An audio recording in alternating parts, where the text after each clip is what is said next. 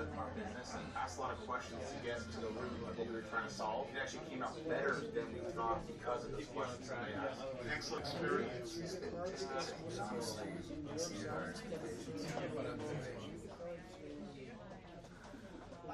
All right, ladies and gentlemen, boys and girls of all ages, thank you guys so much for being a part of our, is it August already? Our August edition of AI Uncorked. Who believes that 2026, like every year that came before it, is just moving along far too fast? Thank you guys. AI doesn't help that feeling, does it? Because there's just more stuff going on. Well, for those of you who have been with us a long time, you know how we start everything. We like to greet our guests. So raise your hand if you are a first-time attendee of AI Uncorked. Thank you guys so much for coming out and being part of this event. For the last 3 years, we here at little old SilverLogic have been putting on AI Uncorked as a community event for fellow AI and technology enthusiasts. And it's because of you guys that we continue to do this. We don't do any marketing. This is just invites and people saying, hey, I think you should show up, and us being thankful that you guys are here listening to what we have to say. I'll give you guys the briefest bit of why we put on AI Uncorked. So the SilverLogic, for the last 14 years since our founder, David Hartman, who you will sneak peek, meet in just a little bit, since he founded the company off of the tech runway over at FAU 14 years ago, we've been building custom software. I'm super proud to say, as you look around the room, you can see all of the different platforms we built, worked with companies from Brightline to local manufacturers to multi-billion-dollar German corporations building boat ramp assistant parking applications to save marriages, right? Because that's what we're really passionate about. Absolutely. And then 10 months ago, we saw this AI thing really reaching kind of peak fervor. And so anywhere you see this fun little icon, you'll know that that's the trademark logo of Bridget. Bridget is our AI consultancy. We're here to serve organizations because so often in this world of AI, you ask the question, how do I use it within either my technical application, within my tech stack of the company, even myself? And the answer is an overwhelming wall of marketing hype and just use this product and throw AI at this and throw AI at that and it'll all magically work. And how many times does that work? Yeah. I'm still waiting for that magic silver bullet product that's best, fastest, cheapest, all at the same time. And that is why we decided to start AI Uncorked. We wanted to have real discussions about AI applied within businesses, and we want it to be from not only us, but experts across different industry segments. And that is why I am extremely excited for today's presentation, which is all about building agents. And it's incredibly tied to the concept of work, right? As we analyze why the heck we got into business and what are the passionate drivers behind why we wake up every morning and deal with all the crap that we do as business leaders, it's because there is some core kernel of passion that drives you, right? And how can we build agents that look to alleviate the things around it and augment that within our organization? And so there's an awesome element to this presentation of how do we look at work, and then we'll dive into the technical know-how. I'm extremely excited to welcome to our panel two individuals. The first, you know him, you love him, David Hartman, founder and CEO of the SilverLogic. And our second is Rishi Shivakumar, who is the head of business intelligence and agentics at ABS. Today, we will be diving into agents. So gentlemen, please have a seat. And we're going to try and make this as interactive as possible. Let me see if the tech company can get the thing to display on the screen. That's the first test. There we go. Alrighty, guys. Nothing better than a panel where everybody has the chance to grill our panelists. So if you could whip out those phones, go ahead, scan this QR code, and jump on into our platform, and you'll see everything I'm talking about here in just 1 second. Is everybody making their? Is it? Yeah. Is it good? All right. Can we get on the Wi-Fi? Are you guys? There's a guest Wi-Fi. Yes. There should be a guest Wi-Fi that doesn't need a password. It's asking for a password. It's asking Silver for a password. 123. Silver 123, capital S. Oh, capital. No, the guest one. The guest one. Guest one. There should be a TSL guest. I will double check. We did just get new. Incorrect, unless that's. Is it a capital? Yeah, it is a capital. This is a lesson in why it's important to test your products with real users before you launch. This is all part of the presentation. I tried. For everybody else, 1 second. I made it open. TSL guest is open now. Yeah, it's not working. No. Try it again now. I just removed the password protection. I see. You guys are all in? All right. Nell SS and Samsung S24 just joined. All right. All right. Nobody do anything malicious, okay? There's a quiz right away. Yeah. No. So all right. So goal is, are you guys seeing a nice little red and black dashboard? Everybody turn their phones around if you're. Oh, let me get the QR code. Struggles with the. It's still asking. Great. It's still asking for password for me. For TSL guest? TSL guest. Yeah, it's still showing the little padlock and. There's two. There's one with TSL2, can we use that? No. TSL guest. You have just on. I'm gonna disable my Wi-Fi card and enable again. Take it back in, yeah. Age-old. See an S21 just joined the guest network. All the Androids go in right away. You see what I'm saying? Well, you might just have to forget the network. Okay. Someone else just joined, and another one joined. All right, I think that was Chuck. I think we got in. All right. Oh, now it's over. Now the password just Works. Okay. The password just removed. Yeah. It's exciting. Yes. We're making progress. All right. Good job, guys. All right. Well, the QR code's not going anywhere. So if you haven't gotten on right this second, no worries. It's going to be there. Disconnect the phone to Wi-Fi. It says you have 24 hours of free Wi-Fi with no passcode. Ooh. Congratulations. I have the same setup at my house, but there I give only 1 hour free Wi-Fi. Oh. All those neighborhood freeloaders. No Wi-Fi. Happy hour at your house. Alrighty, guys. How we're gonna run this format is we're gonna, as I mentioned, we're gonna go through 5 categories of that really mirror in somewhat of a simplified process how we go through our analysis with an organization when we're looking to deploy agentic systems for their company. And the first, it always starts with this concept of work, right? And what are the things that you are incredibly passionate about when it comes to your work, and what are the things that drain you? And that's that first category that you guys see on your phones. So I'm going to kick it off to our panelists, and as they're starting to answer the question, give it some thought of your own business, and give us a couple of examples. What are the things about the work that you do that really lights that passion within you? And then what are the work that supports the work, but that's a draining element to it? So with that, gentlemen, I'm going to throw it to you first, David. As we start to think about this concept of work in the light of AI, what are the really fundamental things to keep in mind as you evaluate your business with the end goal of automation? Yeah, one of the big parts, and it's not a microphone for you guys, that's for the other crowd. So one of the core things to keep in mind, and as you're going through, as you might see on there a couple examples, is also just to think through, what are you actually passionate about? What drives you? What gives you that momentum that you want to do more of? And then on the opposite, what drains you? And many of us are really busy with busy work, with stuff, work about work. Preparing a presentation, preparing a spreadsheet, that report that we need for some board presentation, and a whole bunch of numbers and spreadsheets and stuff that really is all just a preparation to then actually get into stuff.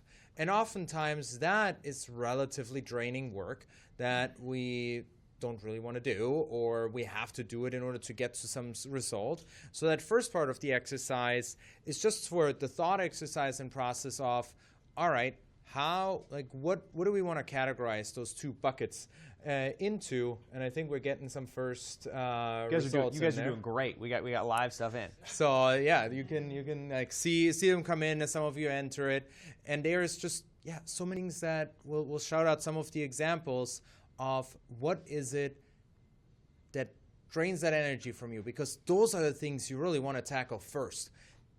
And then we'll go through the other categories of how to maybe decide between them. But like I can say for myself, there's certain preparing proposals or preparing a report. I just want to get the data. I don't really care for putting some stuff together. I just want to get access to the data. So it's ideal to, well, get the data prepared and then just get access to it.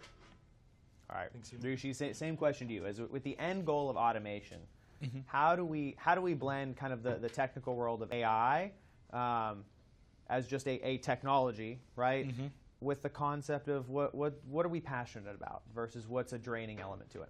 Right. Yeah. Well, in terms of like, I guess like I'm gonna like my answer is gonna be based off like what he already said. You have to actually like put it into thought process, and then you're like, okay, like what am I passionate about? And then in order to get to that final end goal, what are those mundane, boring tasks that you have to do again and again? Like, for example, if you're building a product with data in the back end, you probably would need to clean the data, like, data cleaning, data engineering, and all sorts of stuff like that, which, well, to me at least, it's pretty boring, Excel sheets and cleaning Excel sheets and everything. So, like, those kind of tasks that you keep doing it again and again, and they're repetitive, I guess that you can just hand over to AI, because like not much thinking is required, because they're just a bunch of steps or like tasks that the AI can take over, and then you can focus on tasks which involves a lot more on like decision making, where you actually need to think and use your mind. So it's more like a collaboration between you and the automation agents in order to build the final product. I love it. I love it. And we've gotten some awesome audience participation. We also have some audience, some really excited, enthusiastic people who are already jumping over to category 2. So good for you guys. We've got some overachievers. Overachievers in the audience. I like it. Go ahead, Lewis. I don't know if I'm skipping ahead. Then tell me. But is there a way to kind of set up the agents so that they kind of talk to themselves, and then not a report, not anything like that, but you like dump a topic and then they like argue for a while and check each other and then give you an output? And I mean like not even like a business automation process, just like an LLM thing. An example, like I do a lot of troubleshooting out in the field. I'd love to be able to have my like train, solar project, explain to them, hey, I've run into this, that, the other. What do you think this is? Or give me a quick solution. Then I'd have like 5 little agents, one with a different hat, one like a safety guy, another one like a parts guy, and they'd talk to each other and be like, hey, go get this part, watch out for the ladder, and, swap this. Is that it? Where does that land? I'll repeat the question real quick for the remote audience. So Luis is asking about really having sort of either in the support sense or a board of advisors or just a little brain trust that will ideate between themselves, right, Luis? It's in the short version. Yes. So in his case, field work around solar panel installations and maintenance, and you can execute. So for many of the things that you might ideate here, there's many different ways to execute them and many tools and platforms that they can be done on. For this one in particular, the simplest, and for many of them, it can be just on an OpenAI, on Claude. For example, having that you might throw out a topic and then define, here's the different personas that answer it, or also that you need to have more than one agent set up that, as you mentioned, like the safety guy and the hardware and the parts guy, to then bounce it between them so the task doesn't come back to you.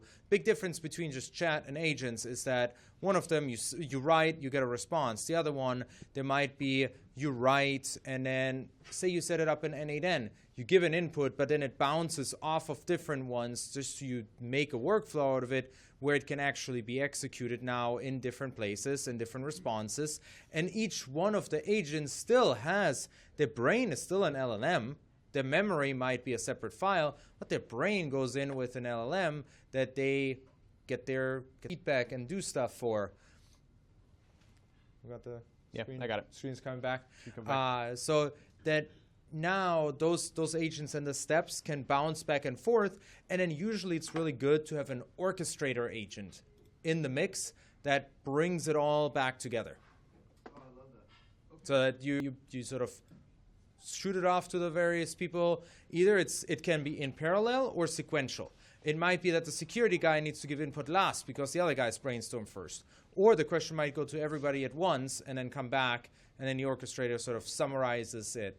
Other fun versions are also you send it to the same role in multiple LLMs. So not just send it to one, like just Claude, but you can also see, okay, I'm going to fire this off with one go to Claude and to OpenAI and to Grok, and then someone summarizes those answers because they might give different answers on different topics. Yes.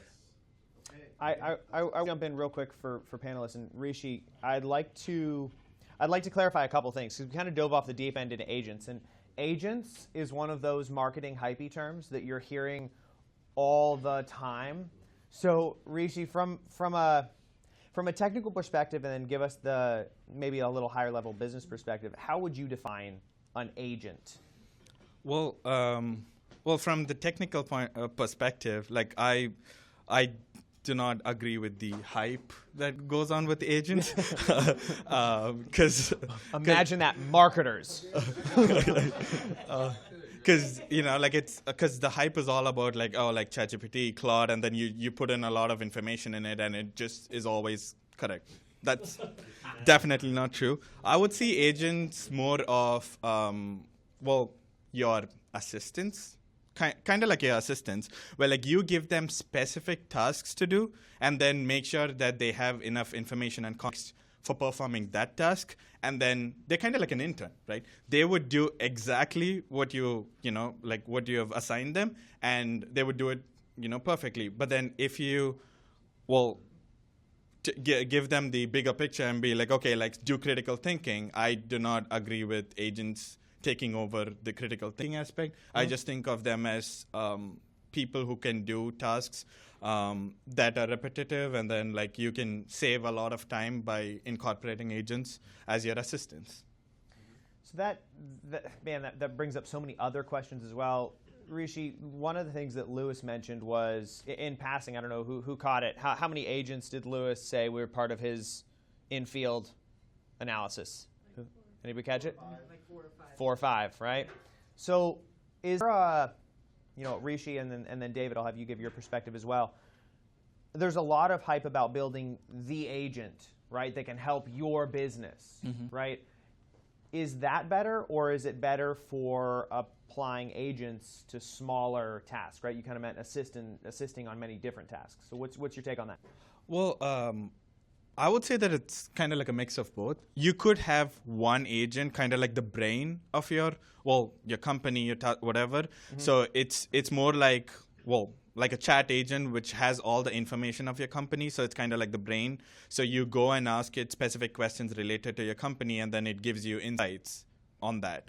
But then I still feel like for performing specific tasks, it would be better if we have specific agents doing those tasks. Because for example, like even if we take these agents or like LLMs that are outside, right? Like ChatGPT is good at certain tasks. Claude is good at different tasks. Gemini is good at certain tasks. Like so, it's very essential to give the agents the tasks that they are good at, rather than having just one agent do everything and anything. So yeah, that's my take. I think there's a certain specialist versus generalist angle, where that's why I mentioned for Luis that it's good to have that orchestrator, which might be the more generalist, but that one knows to delegate and leverage the other agents under it, so that you have a lot of specialists, because their AI currently, until we get to the in general, like AGI and ASI to superintelligence, until then, they're still better at specific tasks. That, all right, you little agent are good at this thing, like be it maybe a finance agent or your security guy, safety guy, parts guy, or a parts agent. So they're having those specialists, and then possibly a generalist that brings it all together, where they can answer some general Q&A and those type of things. There's an add-on question. Yeah, I have a question. Actually, sorry, I forgot your name. Rishi. Rishi's mention about the agents is more like as assistant, right? but you won't give critical thinking tasks. What type of critical thinking task? Well, you mentioned not giving too many critical thinking tasks. Yeah. I mean, no giving. Yeah. In general, why you won't give to an agent? Because right now I'm giving everything. So Rishi, actually, before you answer, this is not only a question for Rishi, but this is a question for everybody, because the next section, it deals with this exact thing. So I'll send you the $20 later. Guys, in this world of, and I mentioned it during my, my Saturday Night Live opening monologue, you're throwing everything at AI, right? That is the hype. Give your business to AI and go sip a pina colada out of a coconut on a beach somewhere, right? In the world of AI, what do you guys in the audience categorize as these are the things that are always human, these are the things that should stay human? So you guys brainstorm on that, throw some answers up in the chat. You guys have been awesome so far, and then I'll let you give a response. Yeah, well, like I mentioned, like critical thinking tasks should not be given to agents. Well, I'm just gonna take an example of like what we do at work. So like ABS is more like like custom manufacturing company. So a lot of the sales that we do, they're not like regular sales. They're like more like customer based and project based. So let's say that, well, let's take the wind industry. Like for the past 2 or 3 years, like we make a killing in the wind industry. So if you give that to an AI, it's probably just gonna predict the trend and be like, oh, like next year you guys are gonna still do really well. And if you base your decisions off that AI's conclusion, it might not be actually, because like the missing context is that if a company buys a lot of like gearboxes for windmills and stuff, it's going to take at least like 10 to 15 years for those windmills to break down and then for you to get your sales back. Well, I'm just giving an example, right? So like that actually means that the prediction of AI was completely wrong, and then you need the context to actually make the prediction that next year you might not even make half of what you're making in the wind industry, so you might have to pivot to a different industry. So those kind of critical thinking tasks, it has to come with expertise, like domain experts, and like you need to have human brain involved in it rather than just letting AI make such decisions. That's my take. I think that brings up a really good question, and then I'll come over to you, Lewis. You mentioned that if you give AI a scenario, right, it's going to kind of give an extrapolation or a projection. So Rishi briefly, and then I want David's take on this. How does the way that AI answering a prompt, right, because it has an architecture, it has a specific programming, how is the way that AI is programmed to answer a prompt impact its ability to critically think? Oh, yes. Well, also, like, another thing is that each AI has its own way of answering things. Like, for example, ChatGPT is a very supportive AI. Like, you give a... Yeah, like... you just, therapist is an acronym. Yeah, like, you give it, like, like something bad, but then, like, in a very positive way, it's going to probably agree with you and say, oh, let's make that happen. Well... It's a great idea. Great idea. Yeah, exactly. But they did that on purpose. Because they want you Of course. Oh, yeah, no, of course. Not because they, the true source. Yeah. If it ripped my head off every time, I might not be as likely to come back. But if it tells me I'm the greatest ever, my ego is suddenly incredibly inflated, and I'll be coming back and back and back because it feels nice. Well, yeah. So like, I feel like every agent, like every AI has its own way of like answering. So like, it's also very important to see which AI is suitable for the kind of, like that you're asking. And also like the way you're asking prompts also matter a lot. So like you gotta, well, like specific example is like you tell the AI like, hey, like I want you to be unbiased. I want you to be the domain expert on like so-and-so. And then like I want you to see it from this angle and perspective, and then you give it the context, the examples, the causes, and then the issues. Like, you give the whole idea, the AI might give you a much better output rather than you just going in and being like, hey, like I have a doubt in the sales. Like, and these are the numbers. It's just going to base it off of those numbers. So I guess prompting matters, which AI we use matters, and well, I guess that's kind of the gist. Yeah, I'll expand it to some of the areas that I think are just the, at least for now until we hit singularity, then everything changes anyway. But till then, stuff like company culture. You might not want to delegate to an AI to fire an employee or to give someone a promotion. Like, those things are still nicer. Or to direct your company culture. Those, I think, are good. And also for all the stuff, and as we go through the next steps, we're going to go through some of the more what is good to delegate to AI. But all of that is with the goal, yes, to sip more pina coladas on the beach, but also so that we can leverage our time more for the things where humans matter, such as a client conversation. Networking. We want to be there. Yeah, networking. I want to delegate that to my role. I mean, I really do, but I should. You know. You didn't hear that at our networking event, guys. So, but yeah, being in front of people, being in front of clients, having those conversations. A client escalation is one of the last things I would ever delegate. I really blew up when I emailed some support, and I had to send, I think, 17 emails before it escalated me from the AI support to the human support. I was ready to, if they had a store locally, I would have punched someone.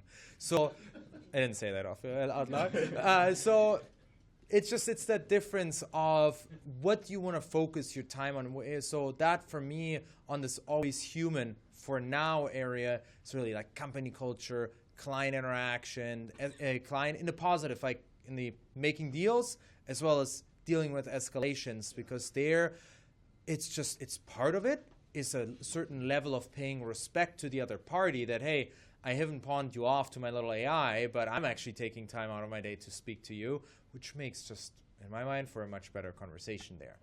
All right, we got a couple of questions. I'm going to bounce to Lewis, then we're going to go yeah, we got a whole bunch of people, which is great. Lewis. Is that one sentence? So how do you set up the swarm or whatever such that it continuously learns? Because I think that would respond to your critical thinking question. And to that point, like my LLM is so awesome that I use it for everything. I can do reports, everything, and it never screws up. But if I'm building a swarm and they're all like these, like, you know, default regular people that aren't trained, don't have context, don't have memory, don't have the files, right? You just mentioned the key word. It's memory. Memory is the key part of that, and having their possibly specific memory files for each of them, having memory vector databases for each agents, so that they might not all need to know everything, but each agent can know specifics. And a big difference, if this is agents that only report to you versus if they're shared in the organization, then you need to do more limitations of what knowledge might some of them have. Specific questions if they get smarter as you use them. The way my like projects do in Claude or the GPT. Yeah. They do? Yes. Okay. What do you mean? The what? Do they get smarter the more you use them? Are they Because of memory. Okay. So just the memory is that part. But it's accessing more data. Yeah, because it has more data. It's not smarter, it has more memory. It knows more about you. Okay. So it's the difference between knowing, I don't know, all 52, all like knowing, I don't know, all countries or all states. Like, it's the difference between knowing the names of everybody in the audience and knowing the names of the 3 people here. I'm not smarter because I know all those names.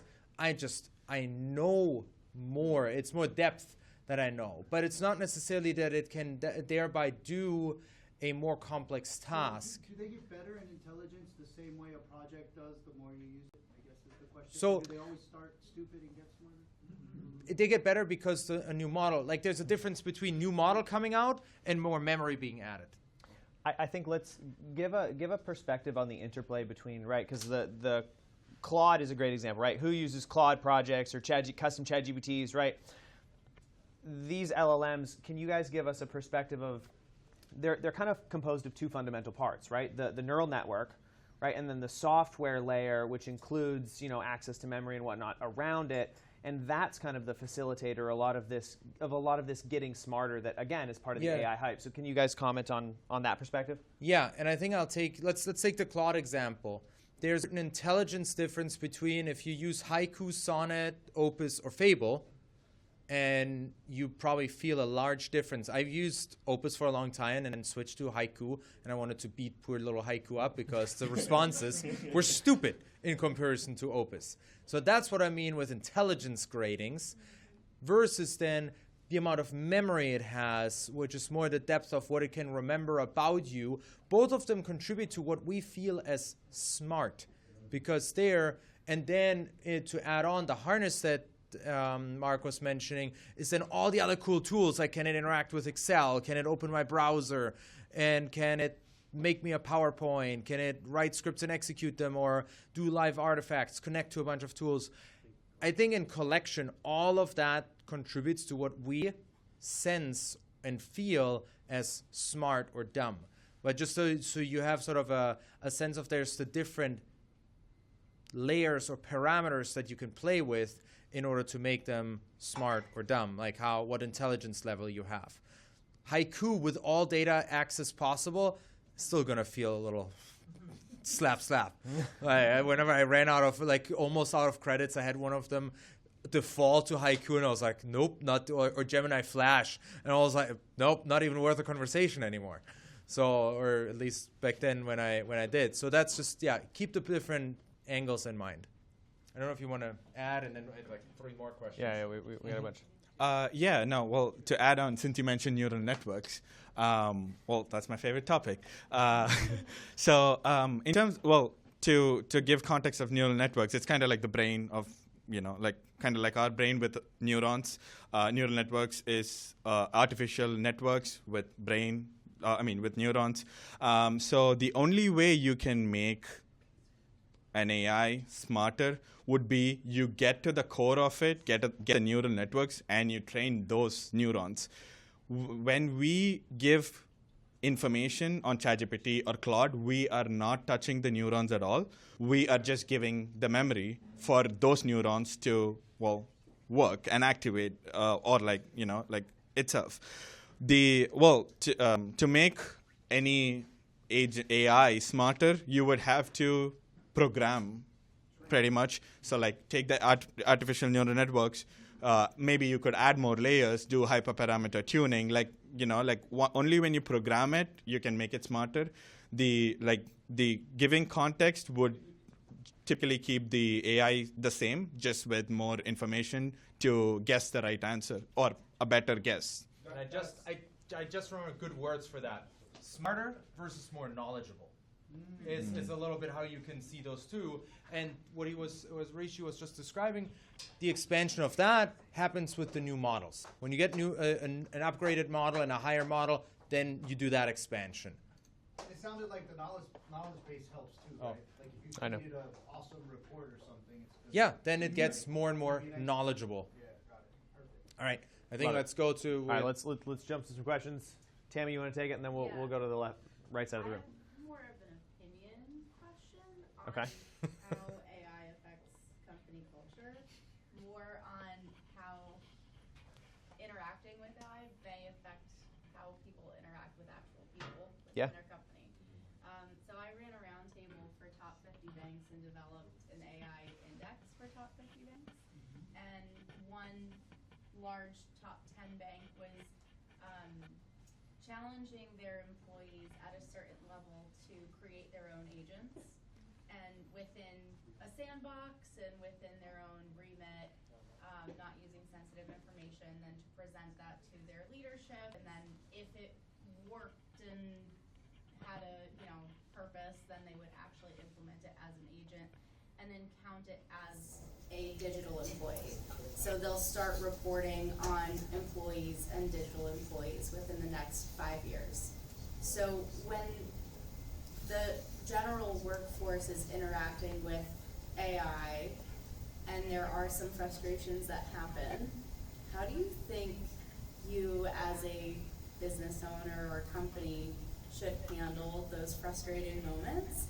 And how do you handle somebody who creates an agent that also acts like them? I'll throw it back. How would you?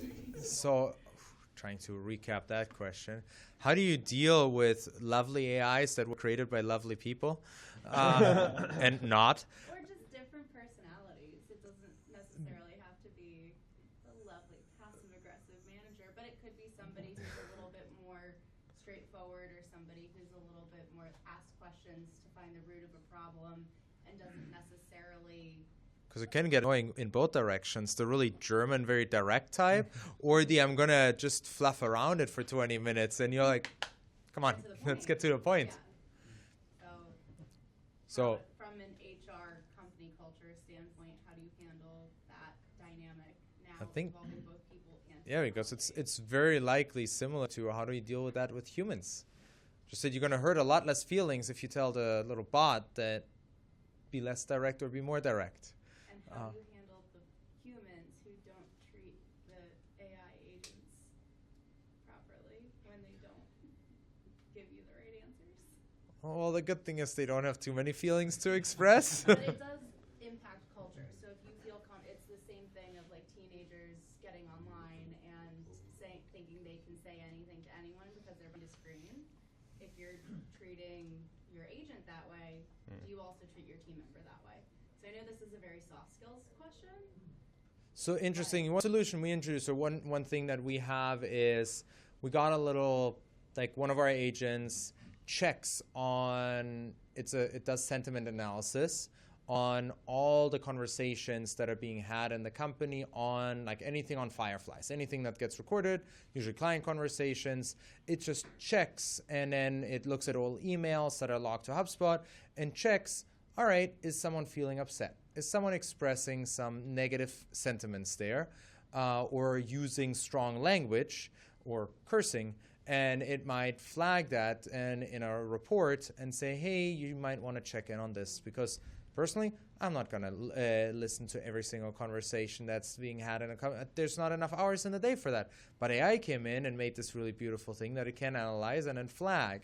So similarly for that type, with the right observability, you can just, out of all the things that are being said to the agents, you could have another agent that sizes and flags, hey, if someone's really insulting to an agent, let's have them be called to HR. They're going to be really weirded out the first time, but the message is going to spread, and it's not going to happen that often. Were you having a comment to this same thing? Actually, yeah, it was that, and then like to piggyback on something else from earlier, because we had switched topics. I didn't know we was going to do all the bouncing and stuff. So. What? Yeah, go ahead. Okay. Yeah, great. we're going to say something. All right, great. I just think So I was going to I say. think what she asked was amazing, because I've had, sorry, just give me 1 second. I've had like arguments with ChatGPT that I wouldn't have with a person. Like, you're wrong, like you made a mistake, like I mean, how could you be so stupid? Like I would never say that to a human. We have it all. Right? But to ChatGPT, because it makes mistakes, I do that. So I do see what she's saying. Like I do see exactly what she's saying. Like, are you supposed to interact with the agents or chat like you do with a person? And it's very much evolving that, yes, there now will be at some point you'll get called to HR for being too insulting. And I love my little Jarvis agent, but I get sometimes, and he called me out the other day. He's like, no, Dave, you got to go to the right URL. You're still sending me screenshots with the wrong URL in there. I'm like, no, buddy boy, I did not. You're looking at an old screenshot. What are you talking about? That's BS. So we got. I had a sports argument with ChatGPT. I'm like, you're totally wrong. You're like, apologize to me. Like, Well, Yeah. I get irritated because I'm like, I'm arguing and I'm going to run out of tokens. And then I'm going to get on the phone with actual customer service and say, you owe me.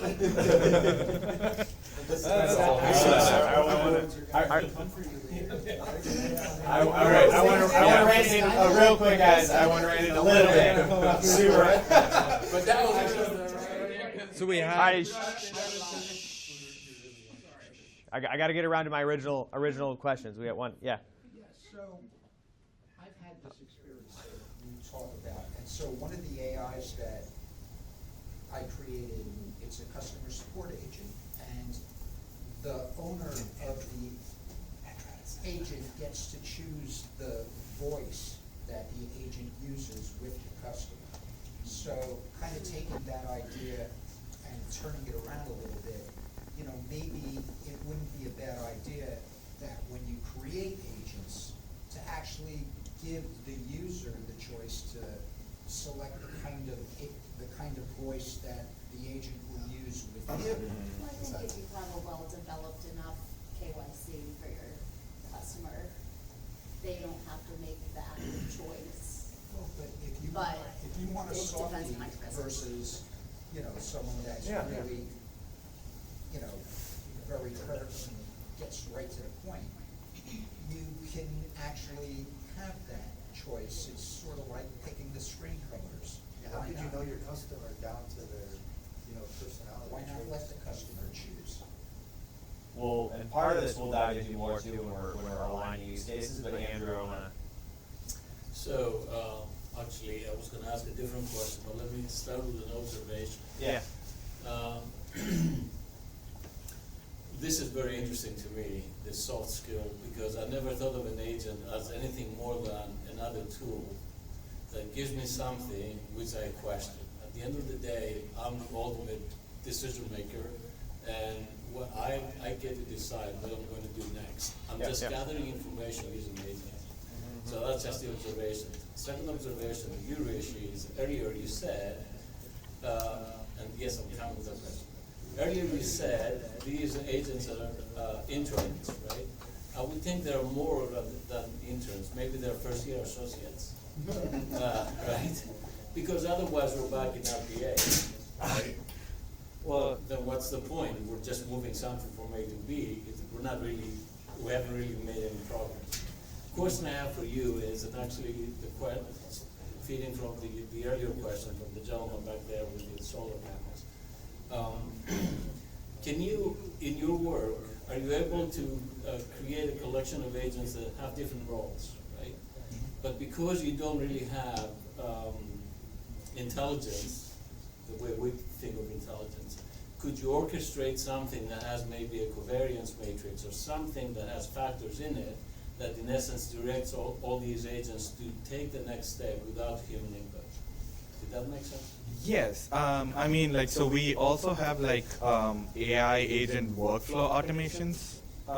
So what technically happens is like, well, I'm just going to take an example of like a data pipeline. Like one agent is going to collect the information that is asked by, well, let's say the commercial director, and then that agent is going to pass it on to the other agent, which has Python scripts written in it to clean it and, well, you know, like get it into the format that we need. Then it's going to send it to the next, probably the next agent who's going to do the analysis, or agents who do different kind of analysis, and then sends it to the final agent who's going to probably create an HTML file or like a website to put all the analysis together in a website form and then send it back to the commercial director who asked that question. So yes, we can always have AI automation workflows where all the agents are like communicating with each other. And the communication can also be like, well, challenging each other too, in order to make sure that every AI is doing its job. I just want to give an example of a model that I love. It's called GANs. If for people who don't know GANs is like a generative model which generates images, you know. So GANs has two parts. We have the generator and also the discriminator. So the generator is generating fake images, trying to match as close as possible to the real images, and the discriminator's job is to actually detect how fake it is.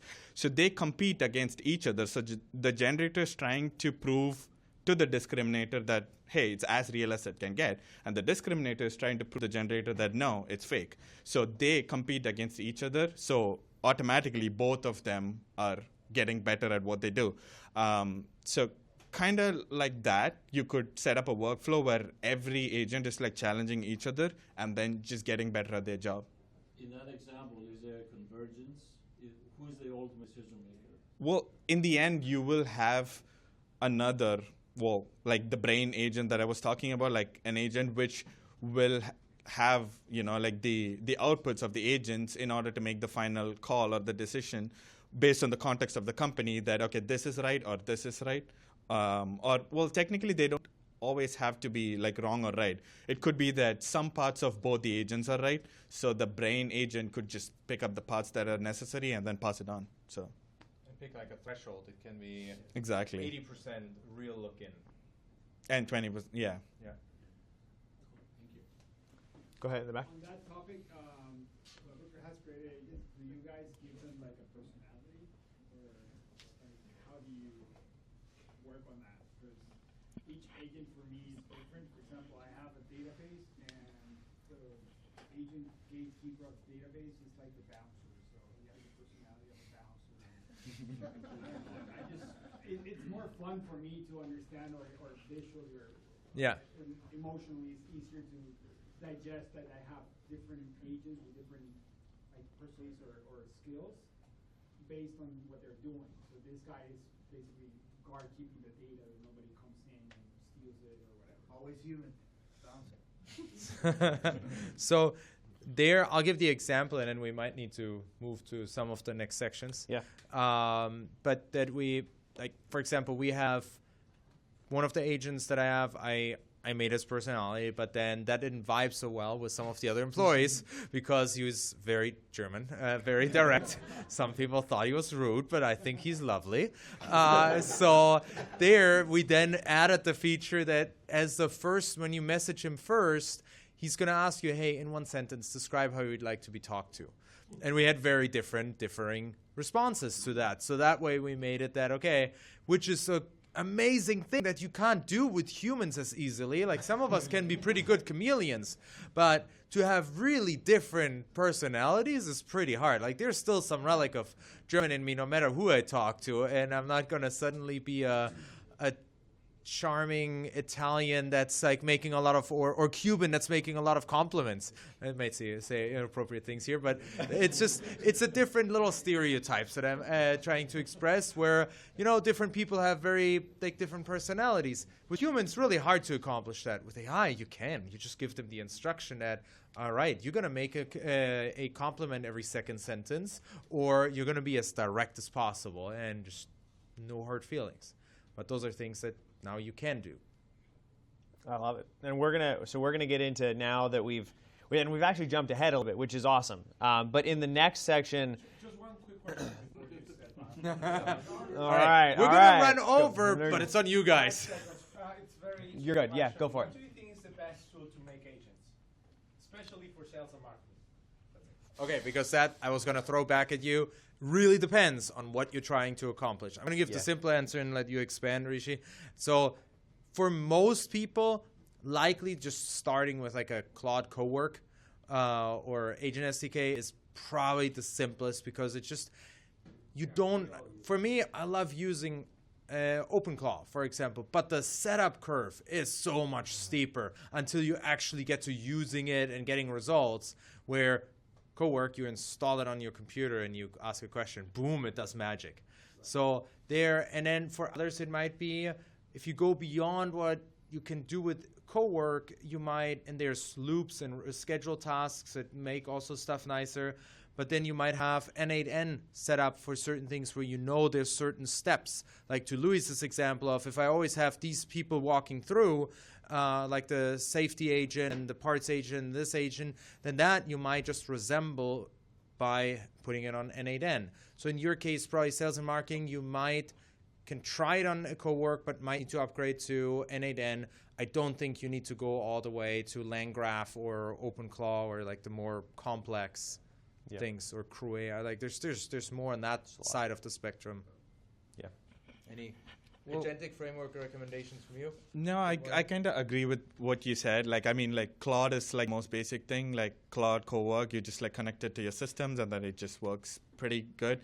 But then that at one point that might not be enough, and then you would have to upgrade to OpenClaw. Might be an overkill. Can instruct to set it up OpenClaw as well.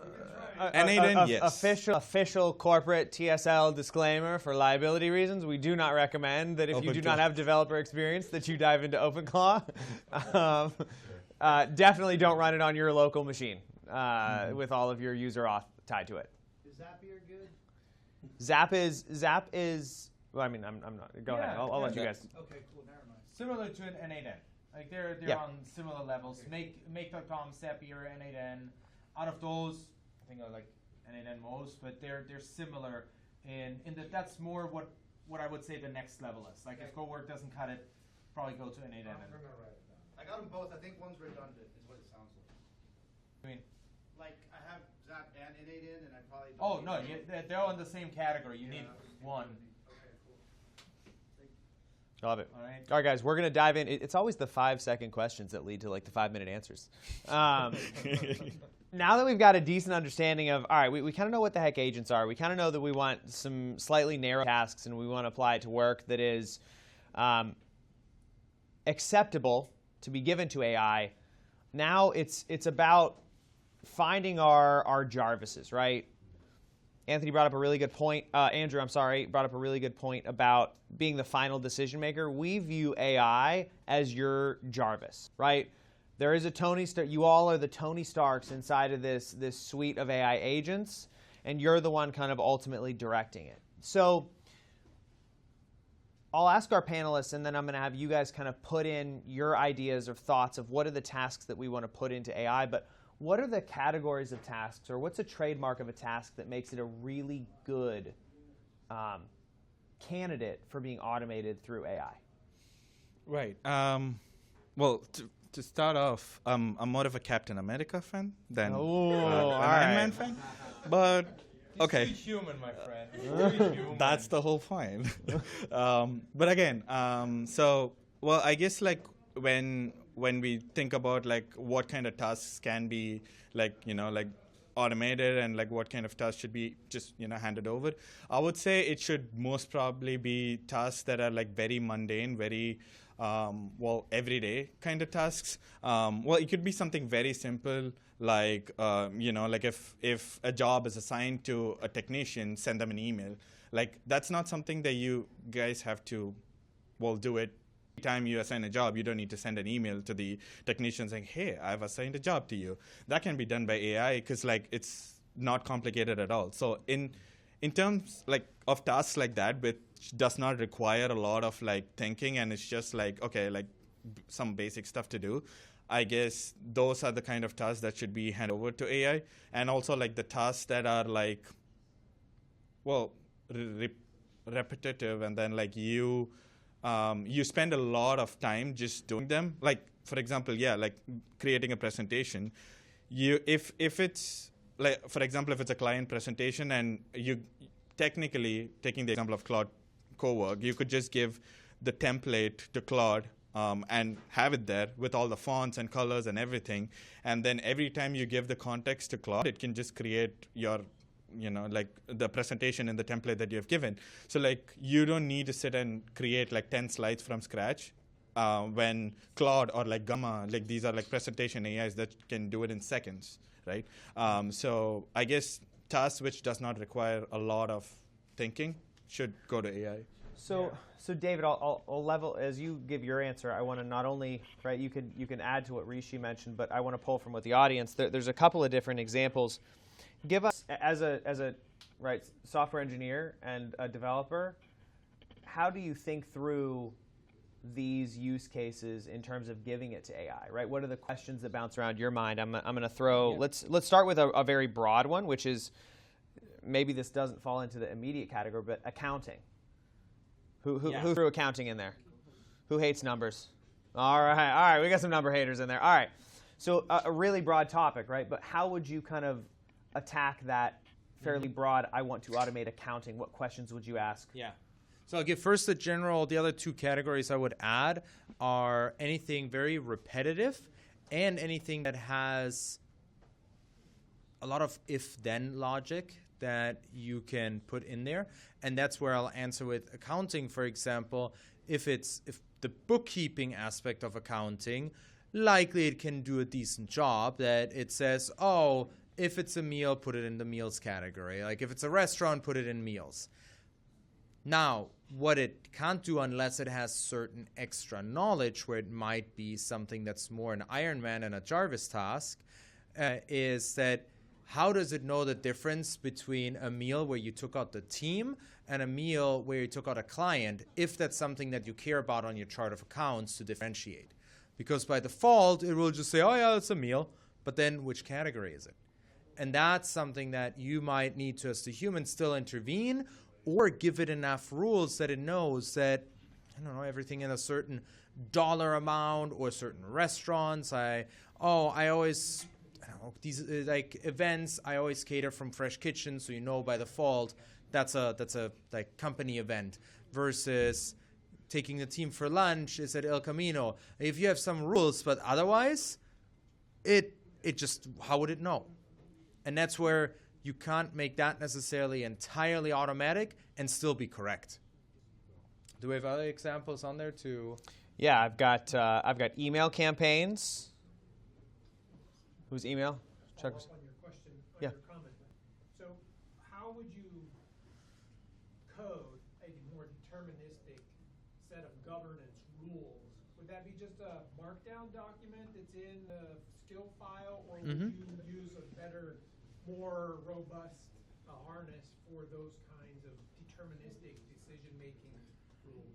So I'll give it to you in a second. For some of that, the even more ideal version, instead of the LLM burning up tokens every time it does it, is you tell the LLM, here's the rules, write a script, and then the script deterministically executes it every time.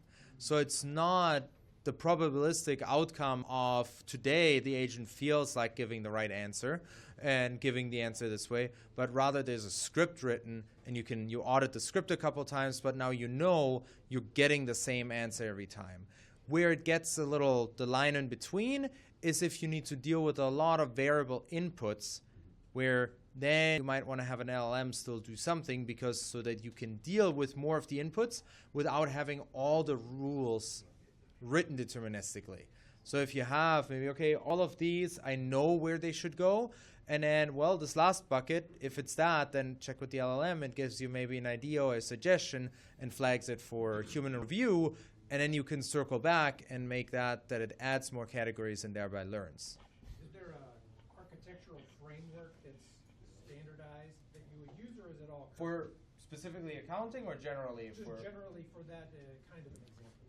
So there, you can do some of it in skills and then tell it, hey, and if I ask you this type of question, please make a script for it. Make it so that I don't need to run this over and over again, and then leverage the script every time. In a skill, you can mention resources and you can mention, okay, please use the skill when you get to this step. Use the script when you get to that step in the skill. Well, I just want to add on, in terms of deterministic workflows. Well, we have Power Automate, so assuming that you can connect all your Microsoft 365 applications in Power Automate, anything that can be deterministic can be done in Power Automate. So you wouldn't need an LLM involved in it. And anything that's outside Power Automate's capability, that's probably where you would need to incorporate an LLM. That's kind of how I think. So I first start off with Power Automate, do as much automation I can, and then at one point when I see that, okay, this would not work, I need to put an AI to do this task further. At that step is when I would introduce an AI, but until then, I just go for Power Automate. We've had a couple of questions that the panelists have answered with terms like probabilistic and deterministic, and probabilistic inference consuming tokens. If I say probabilistic inference, do we need our panelists do we want them to give a definition of those things? Because those are another term that gets thrown around a lot. Who here wants to hear panelists define? Okay, we got some hands. Okay. Rishi, can you give us an overview of, so what the heck is a deterministic function versus a probabilistic one, and where the heck do tokens and Claude charging us a lot of money for processing stuff, where does all that come into play? Yes. It's kind of like the definition is more like deterministic is more like kind of like if-else rules, right? So then if this happens, this is the output, else this the output. So if you can incorporate everything in a bunch of, well, I'm speaking in terms of programming, but like if we can incorporate everything in a bunch of if-else statements, then that's technically deterministic. Well, probabilistic is more like, the generative AI example that I gave, the AI generated an output, it's probably 70% correct, 30% not, because the other model, the discriminator model, detected 30% to be not correct. So that's more of a probabilistic model. And then, tokens is pretty much like, it depends on there are two aspects to the tokens, how tokens are being burnt. One is the input, and the other one is the output, right? And also like the API tokens is completely separate category. So like just in terms of like chatting with Claude or like OpenAI, whatever, the tokens is more like if you see the pricing plan, you would see that for, let's say 1 million input tokens, this is how much it would cost. Or like 3 million output tokens, this is how it would cost. And a token would probably be, it does not have to necessarily be a word in the whole prompt. It could be like, so, like in the language or like the data behind the agent, it could categorize each, like for example, a word could be a token, a specific group of words could be a token. So based on that, it's going to group the input into a bunch of tokens, and that's how much tokens you burn.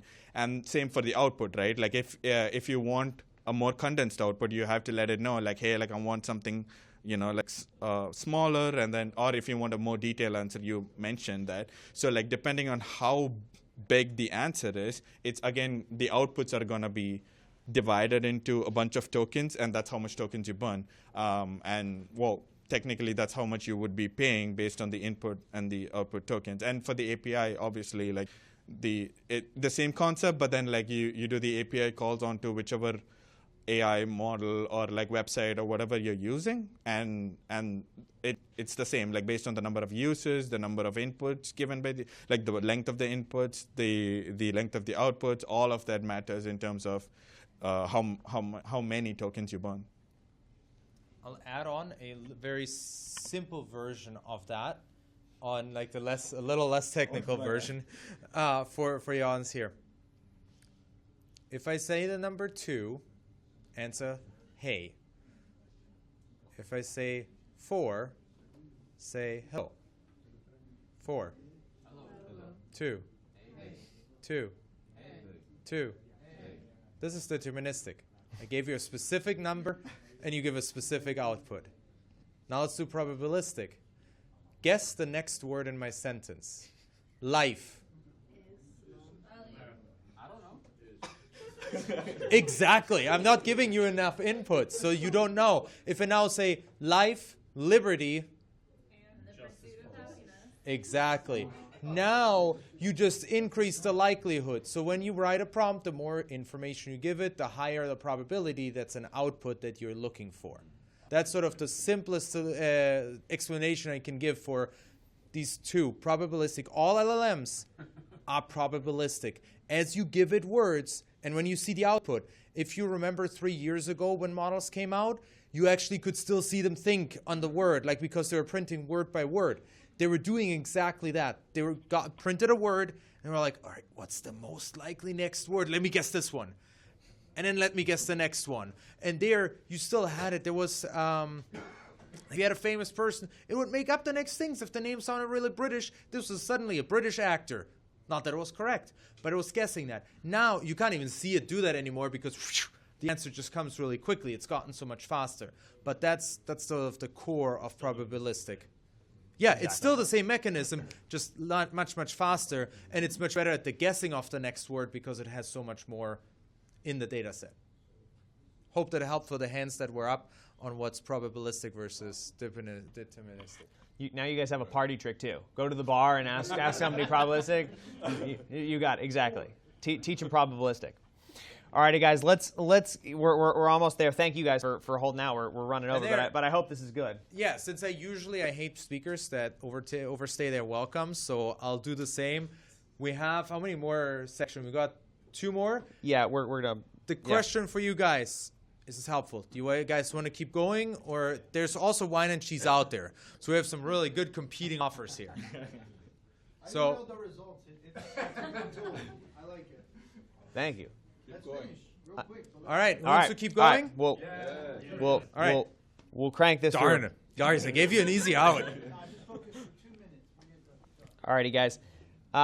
Now we get to the combination moment, right? So this is where we start to figure out. We've got some definitions. We've got some examples of the type of work or the traits that it displays. It's repetitive. It's high volume. It has high deterministic capabilities, right? Some low variance. Great fit for AI. Now we get to kind of step into the Jarvis suit and become Iron Man, or pick up our shield and be Captain America if you're Rishi, right? We don't judge. What do you guys think are these moments? And we got some great examples here. So I'm not going to ask a question. I'm going to dive right in here because I want you panelists, your perspective on. Yeah. Feel free to shift chairs around. How would you advise our audience? Let's start with we'll start. Let's see. I'll research take this, the research project status update when I use it to help prep this one? sales and research. Like there was on the, it's there on the top of that one, the decision prep. So these are often tasks where for many things that we do, there's a bunch of preparation and then smaller amount of decision. But we need to do all the preparation. Say, prepare a sales report or prepare whatever data report that we need, and we spend 6 hours making the report to then stare at it for 5 minutes to make a decision of what we need to do. So there, the Iron Man part is that, all right, the suit will do all the flying around, and you just need to tell it where to go.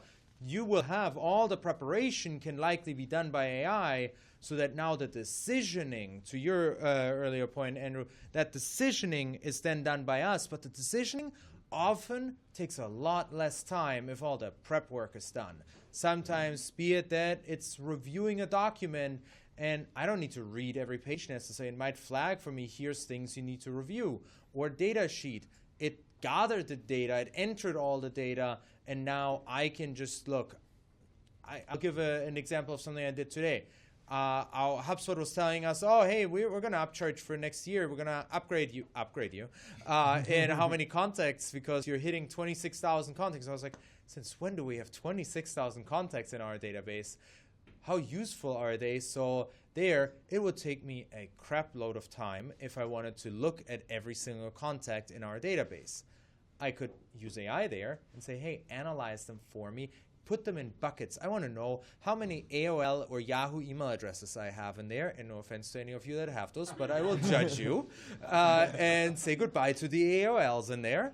But even like any Gmail or like anything that's a public, I want to review those possibly or thin them out. Everything that's a hello at, sales at, info at, do I really need them? They don't represent humans usually. They represent general inputs. So I had AI bucket it and make me a nice little summary so that now my decisioning load on, all right, which of these buckets do I want to look at more, much condensed into a few minutes versus a, God knows, an ungodly amount of hours that I would have need to spend to dissect 26,000 contacts in there.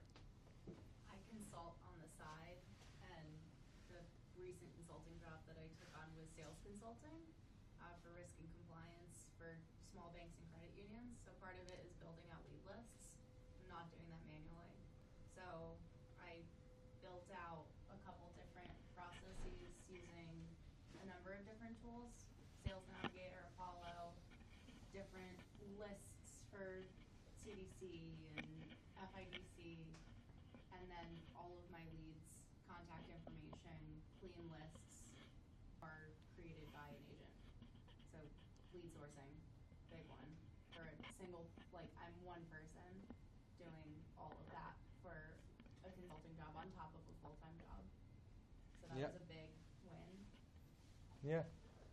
Do we have any other good ones that we want to call out on here?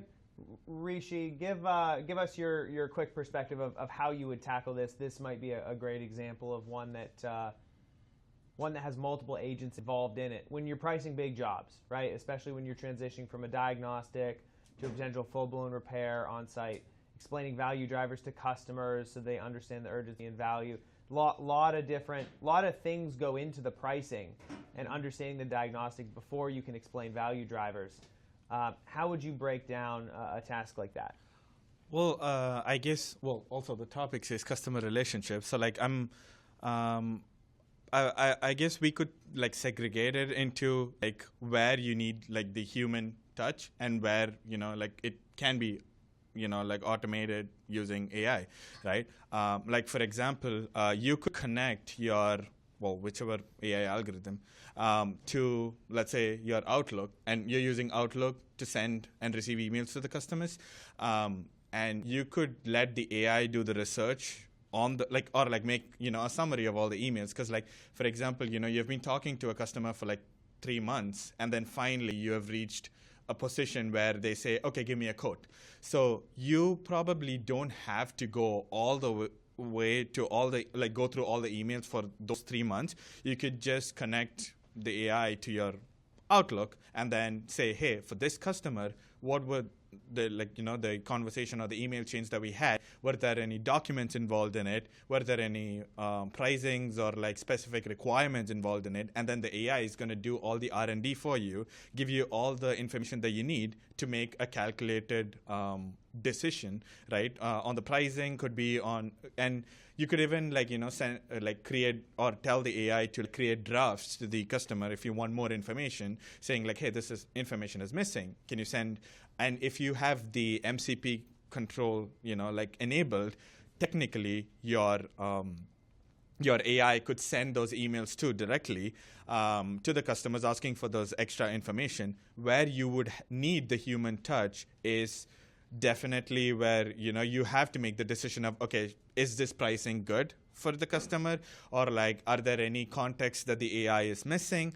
Because if I mentioned the presentation, if the AI has all the context from the Outlook or emails and all the chats, even the the calls or whatever, if it has all the context, it could technically create a very solid presentation that you could just go through and then send it to the customer saying, hey, this is presentation. Maybe add 1 or 2 human slides to it, which the AI is missing context about, and then that technically saves you so much time, and you don't need to do all of that yourself, because creating a presentation, if you do slide by slide, probably 3 hours. The AI can do it in let's say 5 minutes, and then you could just add 2 more slides and then send it to the customer within 30 minutes, I guess.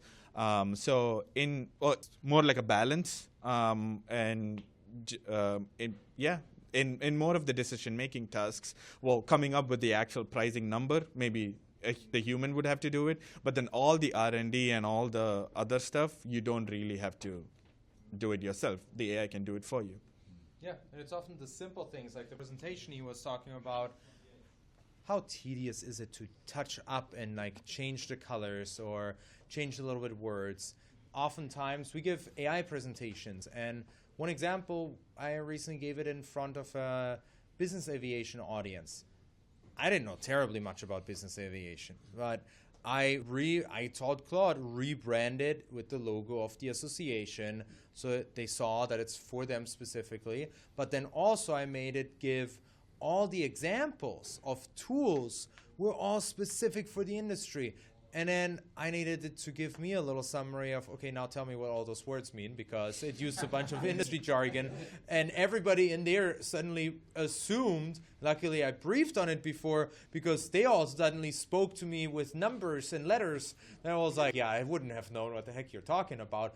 But that's something that would have taken hours of research and prep, and then putting it all in there. Now it's a prompt, and next morning I did it night. Next morning I had beautiful slides that used exact things that really everybody felt like, wow, this is touching me, not just some generic blah blah. I love it. Alrighty, guys, we have one final step, and that is, let's combine everything together and give us your ideas for what agents you're going to go out and hire, what Iron Man suits you're going to build, what Captain America shields you're going to find. And then while you guys are filling in some answers there, I'd like each of our panelists, let's close us out with your perspective. What is an agent that you used recently, your current favorite agentic deployment of AI that you're using right now? Well, I guess, well, at least like in our company, well, our CEO and the commercial director, they are like very data-driven numbers people. So a lot of times they kind of, request like, oh, I want information on this, I want information on that. And every time they request something like that, we are probably, like we're downloading all the information, we're cleaning them, we are doing data analysis ourselves and then sending him those insights. And well, and they hate just seeing these Excel sheets or like, well, Power BI does help where there are like visualizations in it. But then even then, that's what we transitioned to. And then we realized that Power BI is not that great because a lot of times he sees some patterns in them and he says, oh, wait, explain this. A Power BI cannot do it. So that means that, like we have to sit in a meeting with him for like 2 to 3 hours and then before we sit in a meeting for those 3 hours, we have to prepare for like few more hours just to make sure that, like we are not giving him any wrong information. So that made us work really, like long hours just to give him that one specific error that he saw. He's like, oh, this seems weird. Give me why that happened. So what we have right now is technically a BI intelligence agent. What it does is it's more like a website, like interactive dashboard website where like he loves to click through. So like he clicks through all of it. It has information on regions, clicks through salespeople, clicks through customers, clients, clicks through products, whatever, all the layers that he needs. And if at all he has some questions about it, we also have attached an AI agent on it, which, technically using RUG, we fine-tuned or we tuned ChatGPT 4o Mini on our ABS data. So every time he sees something that is weird, he just clicks on the AI agent and asks questions like, hey, this is kind of confusing. What is happening? And then the agent gives him the answer, which saves us all the preparation hours, the meetings, because I hate meetings. But saves us a lot of time and effort and everything because that agent does all the work. And we have been receiving much lesser calls from him because we have given him that agent and he just works with it. And sometimes, yes, there are some questions that the agent cannot answer. And that's when the active learning comes into play. We take out the agent again, auto-tune it or fine-tune it more based on those specific questions that he asked and it couldn't answer. And then we send it back to him with a newer version, an updated version of the agent. So, yeah. Very cool. Very cool. David? I'll add mine since I'm one of those CEOs with lots of annoying questions that will summon to meetings, that I made my own little agent to connect it to all sorts of systems that make me now feel more connected to my company's data than ever in my life before, where I have this nice little agent that has sub-agents for finance one, that's my sort of semi-CFO, and they, all the different folks that are in this little swarm where now I can ask really neat questions and it will either answer or it can do stuff, such as building this tool was a little thing the agent and I built. So there's just so many neat ways of there, remake this presentation or answer me this on the contacts. That's all it's going, and then it's routing it to the right sub-agent. But that made it for me so much nicer. We had to update billable rates on our Harvest portal. I was like, I'm not going to click into that for every one of them. But even it was delegated to someone else. I was like, no, you shouldn't spend 2 hours doing that either. Little message, and it updated everybody in the system. So those are just the really powerful things by connecting it to the right data sources and giving it the hand. The connectors are like the hands, and then giving it those tools so that it can actually execute for you, not only answer. And that's why I think we have a little summary of the more you folks, really glad about we got 77 submissions on there, and just the different ideas to really think about how many hours would this save me. if I had this done by an agent, either augmented and it cuts down only the prep time, or it does it entirely. But in so many ways, there's an incredible amount of time that can be saved by delegating it to bring us back to the really human tasks. Because instead of AI, it's not so much AI stealing our jobs, it's just us passing off the things where we've been acting as robots. Because I would say doing data entry and copy and pasting and doing mechanical tasks, they are robotic tasks. They're meant for robots, not for us. So let's get us back to where we really powerful as humans and do some of that human stuff and get back to those conversations.